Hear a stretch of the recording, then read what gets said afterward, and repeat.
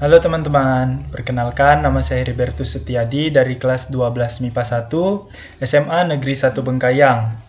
Nah, pada video kali ini saya akan memberikan kembali materi fisika dan tugas ini diberikan oleh guru mata pelajaran fisika kami yaitu Bapak Sauji ST.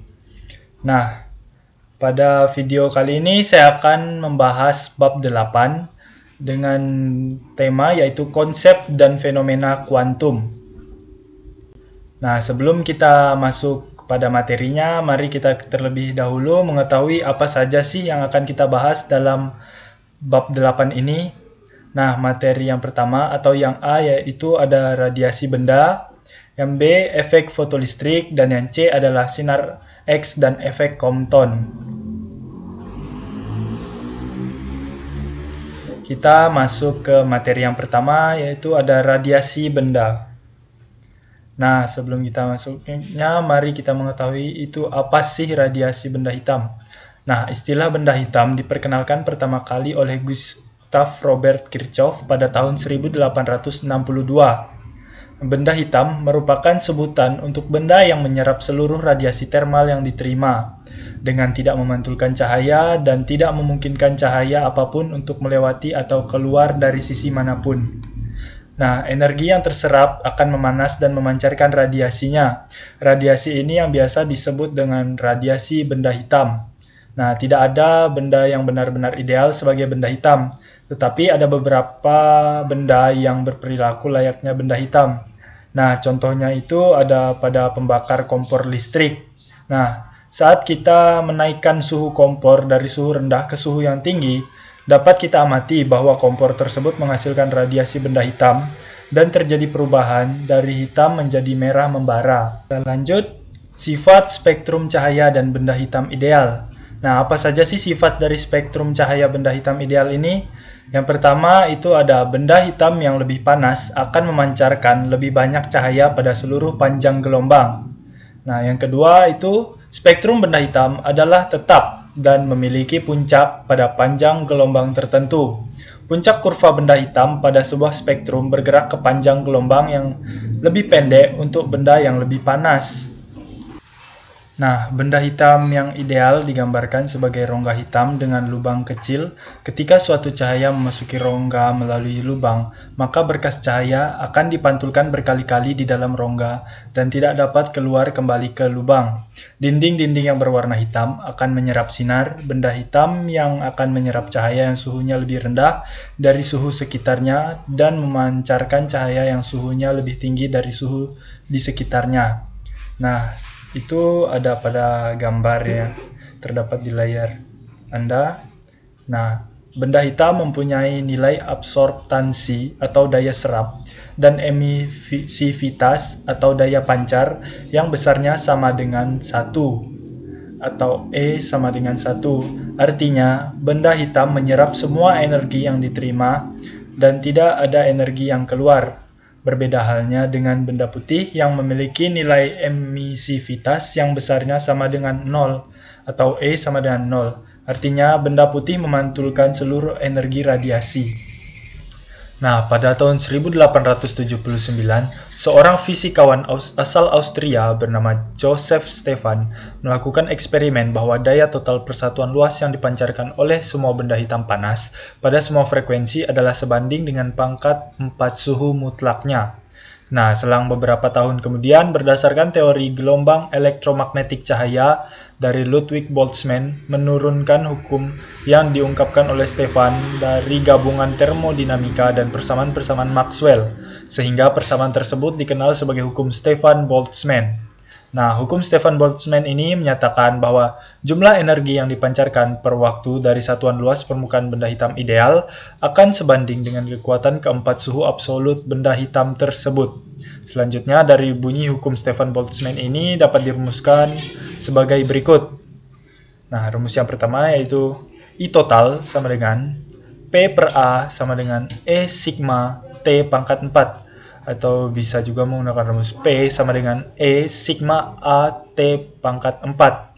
Nah, dari rumus tersebut dapat kita ketahui keterangan P itu adalah daya radiasi, A itu adalah luas permukaan, sigma-nya itu adalah konstanta Stefan Boltzmann, E adalah emisivitas, dan yang T itu adalah suhu menggunakan satuan Kelvin. Nah, di sini saya memiliki satu contoh soal. Soalnya adalah sebuah benda dengan luas permukaan 200 cm persegi bersuhu 727 derajat Celcius. Emisivitas benda sebesar 0,6. Nah, pertanyaannya, tentukan daya radiasi pada benda tersebut. Nah, kita selesaikan soal ini. Diketahui sigma sama dengan 5,67 dikali 10 pangkat minus 8. A sama dengan 200 cm persegi sama dengan 200 dikali 10 pangkat min 4 sama dengan 2 dikali 10 pangkat min 2 meter persegi. Nah, E-nya sama dengan 0,6, T sama dengan 727 derajat Celcius ditambah 273 Kelvin sama dengan 1000 Kelvin. Nah, ditanyakan yaitu P-nya berapa?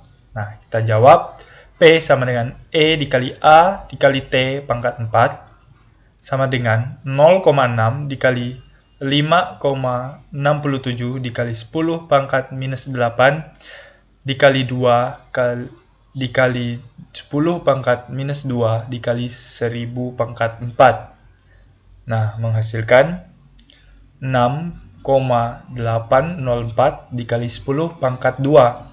Hasilnya adalah 680,4 watt. Nah, jadi besarnya daya radiasi atau laju energi rata-rata pada benda tersebut sebesar 680,4 watt. Nah, kita masuk ke submateri yang kedua dengan judul Hukum Pergeseran Wien dalam radiasi sebuah benda. Nah, pada akhir abad ke-19, para ilmuwan masih mempertanyakan terkait penjelasan tentang spektrum yang terlihat oleh mata manusia ketika benda berpijar. Nah, ada kalanya pada suhu sekitar 1000 Kelvin, benda berpijar berwarna merah seperti pada elemen setrika. Pada suhu yang lebih tinggi, benda berpijar berwarna oranye seperti pada bara besi, dan pada suhu yang lebih tinggi lagi, benda berpijar mendekati warna putih. Kemudian, Wilhelm Wien menjelaskan tentang kejadian tersebut. Wien mengemukakan bahwa spektrum benda berpijar adalah kontinu. Akan tetapi ada panjang gelombang pada spektrum yang berada pada intensitas yang paling besar. Panjang gelombang tersebutlah yang menentukan warna pijar pada benda. Nah, Wien menjelaskan bahwa panjang gelombang pada intensitas maksimum akan bergeser ke panjang gelombang yang lebih pendek atau ke frekuensi yang lebih tinggi apabila suhunya semakin meningkat. Misalnya saja pada batang besi yang terus dipanaskan hingga suhu yang sangat tinggi. Awalnya batang besi berwarna kemerahan. Karena suhunya terus naik, warna batang besi berubah menjadi kuning kemerahan dan akhirnya memijar. Nah, panjang gelombang cahaya merah lebih besar daripada panjang gelombang cahaya kuning. Sama artinya dengan frekuensi gelombang cahaya merah lebih rendah daripada frekuensi gelombang cahaya kuning. Nah, perubahan warna pada benda menunjukkan perubahan intensitas radiasi benda. Ketika suhu benda berubah, maka intensitas benda akan ikut berubah atau terjadi pergeseran. Nah, pergeseran ini dapat digunakan untuk memperkirakan suhu benda atau biasa disebut dengan pergeseran Wien. Nah, bisa teman-teman perhatikan pada gambar di kiri atas. Itu adalah contoh grafik spektrum radiasi benda hitam.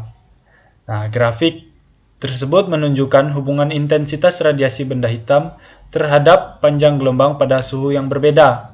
Nah, dapat dilihat bahwa ketika suhu benda hitam meningkat, panjang gelombang untuk intensitas maksimum atau lambda maksimalnya bergeser ke nilai panjang gelombang yang lebih pendek.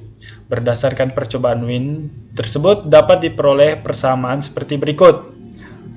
Lambda max T sama dengan C. Nah, kita bisa baca keterangan di bawahnya. Lambda maksimum itu merupakan panjang gelombang untuk intensitas maksimum menggunakan satuan meter. C itu adalah tetapan pergeseran Wien sama dengan 2,9 dikali 10 pangkat negatif min 3 M dikali K. Nah, T itu merupakan suhu dengan satuan Kelvin. Nah, saya memiliki contoh soal, bisa kita lihat soalnya. Permukaan benda pada suhu 37 derajat Celcius meradiasikan gelombang elektromagnetik. Jika nilai konstanta Wien sama dengan 2,9 dikali 10 pangkat min 3 MK, maka panjang gelombang maksimum radiasi permukaan adalah, nah, diketahui di sini T sama dengan 37 derajat Celcius sama dengan 37 ditambah 273 Kelvin sama dengan 310 Kelvin. C sama dengan 2,9 dikali 10 pangkat min 3 MK. Yang ditanyakan adalah lambda maksimumnya. Nah, jawab lambda maksimum sama dengan C per T sama dengan, kita masukkan angka di atas, 2,9 dikali 10 pangkat min 3 per 310 sama dengan 9,35 dikali 10 pangkat min 6 M. Nah, jadi panjang gelombang maksimum radiasi permukaan benda tersebut adalah 9,35 dikali 10 pangkat min 6 meter. Kita masuk ke submateri yang ketiga dengan judul teori Planck. Nah, pada tahun 1900, seorang fisikawan asal Jerman bernama Max Planck muncul dengan gebrakan baru yang menjadi awal munculnya fisika modern. Planck mampu menjelaskan permasalahan bencana ultraviolet yang sebelumnya tidak mampu dijelaskan oleh ilmuwan-ilmuwan lainnya. Nah, menurut Planck ini, radiasi elektromagnetik yang dipancarkan suatu benda terbagi-bagi atau diskret ke dalam paket-paket energi yang disebut dengan kuantum. Nah, besarnya energi ini bergantung pada besarnya frekuensi gelombang elektromagnetik. Planck menjelaskan teorinya ini dengan rumus matematik sebagai berikut. E sama dengan H dikali V, atau tetapan Planck dikali dengan frekuensi, atau bisa juga E sama dengan H dalam kurung C per lambda. Nah, dengan C itu sebagai kecepatan cahaya dalam vakum, dan lambda itu adalah panjang gelombang. Nah, teori Planck ini mampu menjelaskan bencana ultraviolet. Hasil perhitungan dengan persamaan Planck ini ternyata sama dengan hasil eksperimen sebelumnya. Mereka menunjukkan grafik pengamatan benda hitam dengan pola yang sama. Atas penemuan ini, Max Planck mendapatkan penghargaan Nobel Fisika pada tahun 1918. Teori Planck kemudian lebih dikenal dengan teori kuantum dan mengawali peralihan fisika klasik menuju pada fisika modern.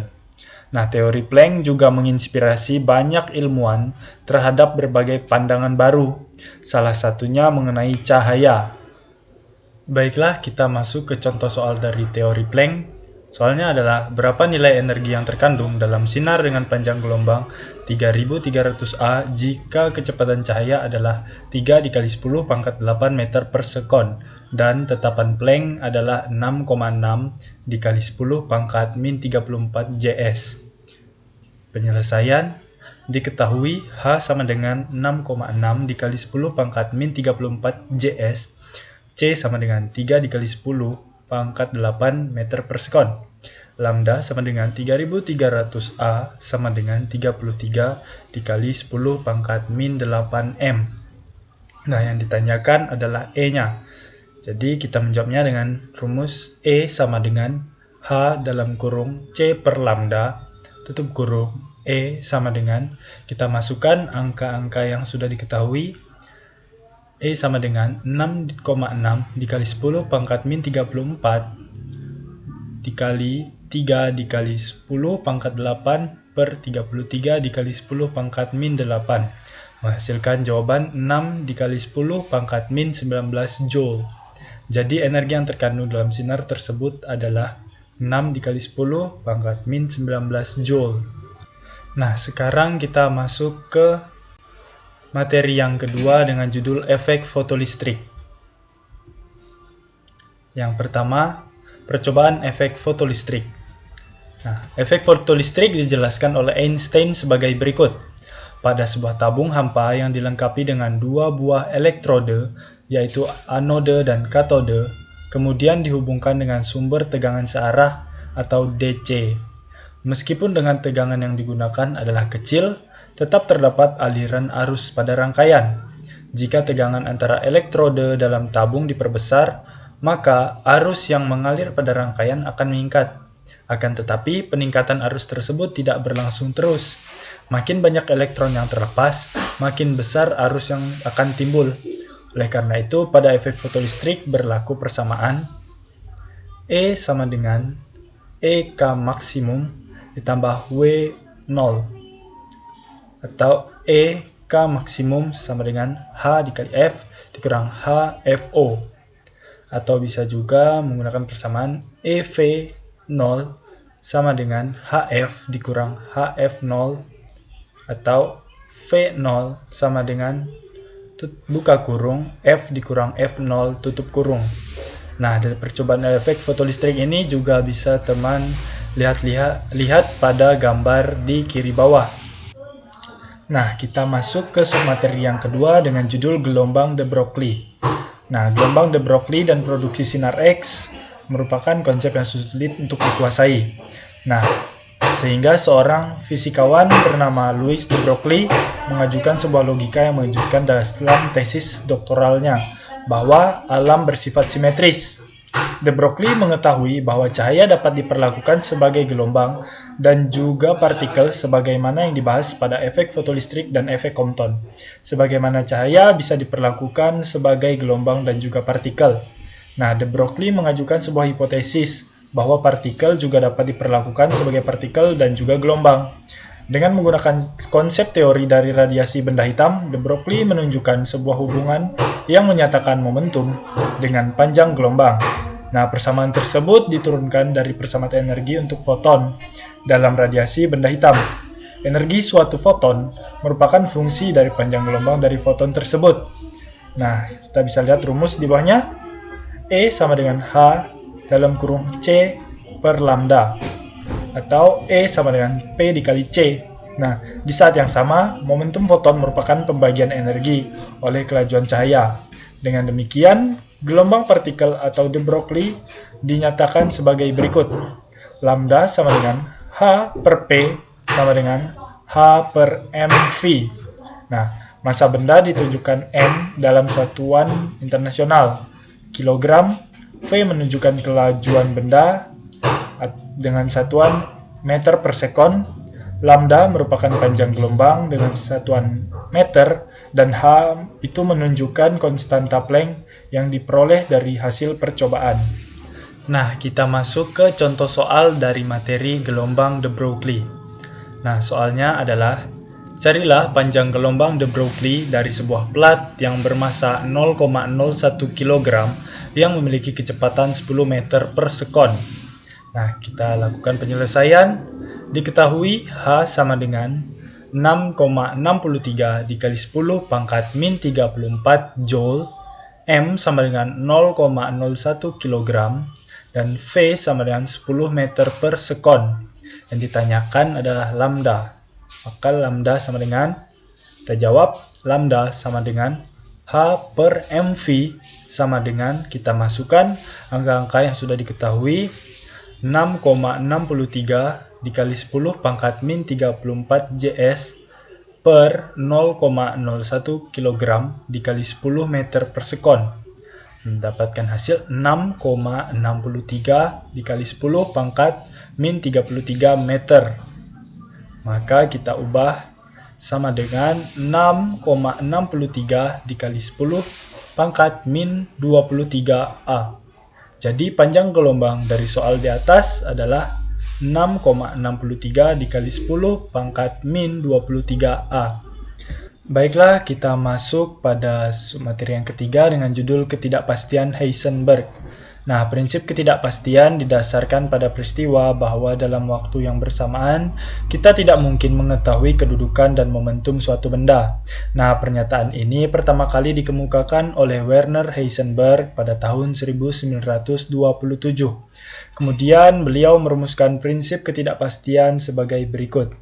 Segitiga X, segitiga P lebih dari sama dengan H per 2, atau segitiga X, segitiga P lebih dari sama dengan H per 4pi.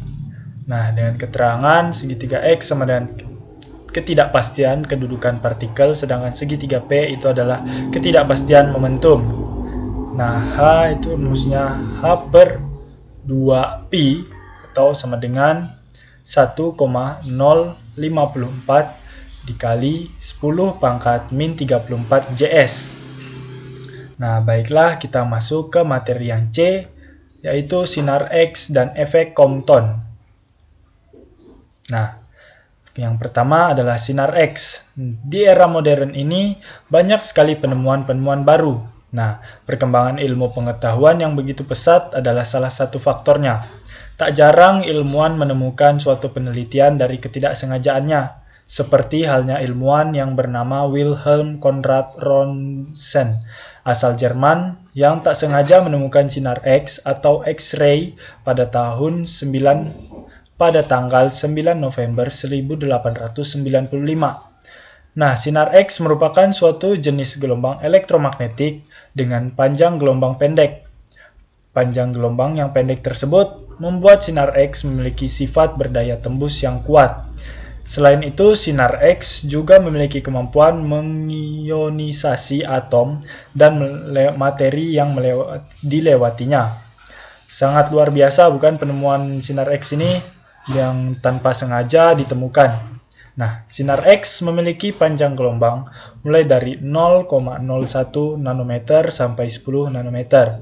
Nah, frekuensinya sendiri di rentang 30 petahertz sampai 30 exahertz. Dengan demikian, sinar X memiliki energi yang luar biasa, yaitu sebesar 120 eV hingga 120 keV. Nah, sinar X terbentuk ketika elektron-elektron bebas melepaskan sebagian energinya saat berinteraksi dengan elektron yang lain yang sedang mengorbit. Nah, lepasnya energi dari sinar X biasa kita sebut dengan nama foton sinar X. Kita lanjutkan ke materi yang kedua, yaitu efek Compton.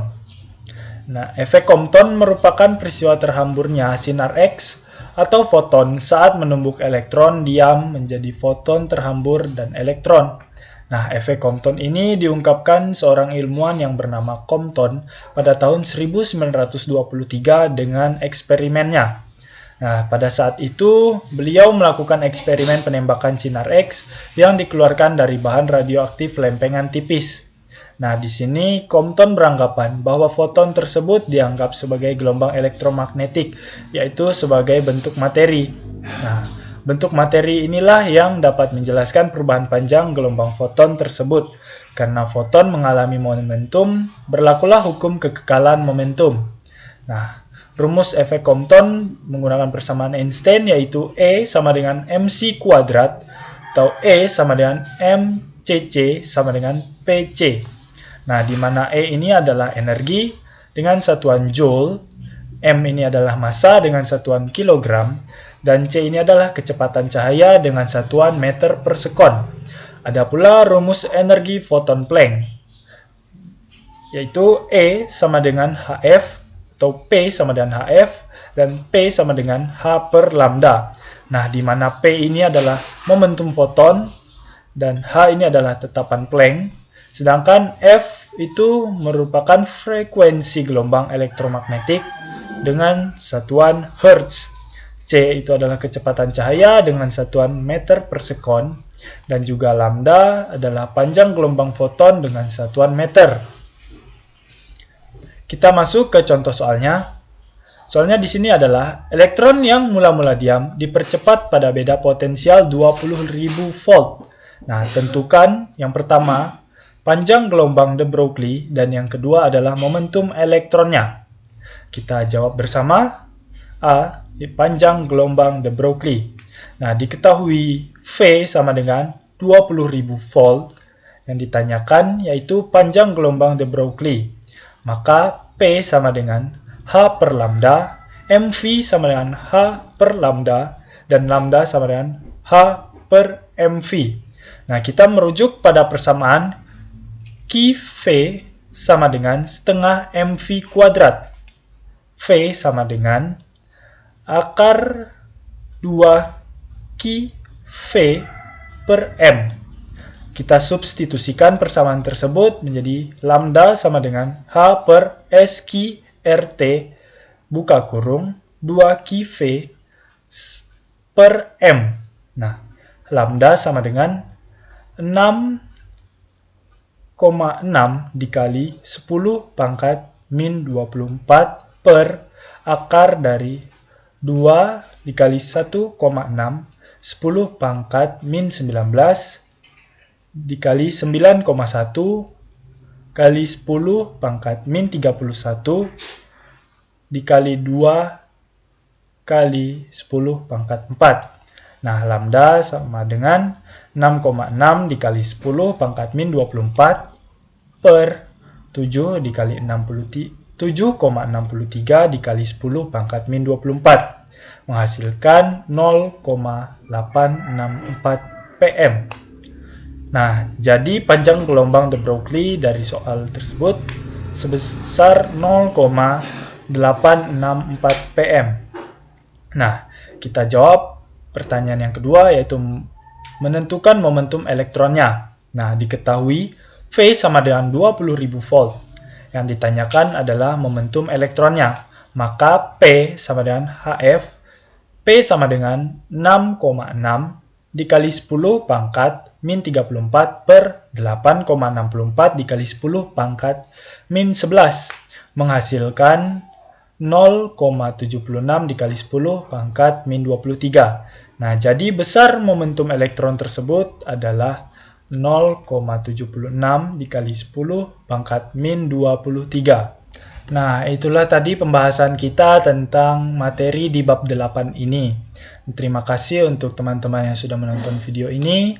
Terima kasih juga untuk guru mata pelajaran fisika saya yang bernama Bapak Sauji ST. Sampai jumpa di video berikutnya.